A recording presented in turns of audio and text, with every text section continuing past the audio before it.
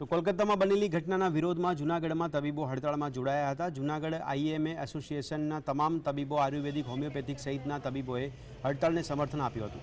જૂનાગઢની તમામ હોસ્પિટલો અને દવાખાનાઓ બંધ રાખવામાં આવ્યા હતા।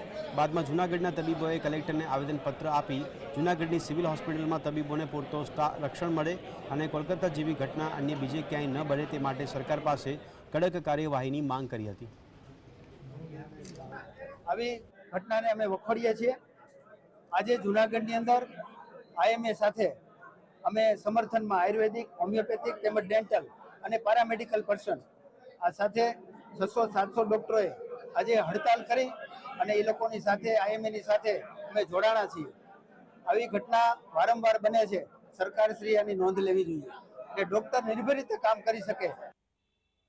ગઈકાલે જૂનાગઢ સિવિલ હોસ્પિટલની અંદર એક ડૉક્ટર એક દર્દી રાત્રે 1:30 વાગે સારવાર માટે આવેલ અને એનું સારવાર દરમિયાન મૃત્યુ થયા બાદ લોકોએ ડૉક્ટરોને, મેડિકલ સ્ટાફને ખૂબ મારેલ અને એ બધા આજે તાત્કાલિક સારવારમાં દાખલ કરવા પડે એવી પરિસ્થિતિમાં છે અને હોસ્પિટલની અંદર અનેક પ્રકારની તોડફાડ કરેલ છે।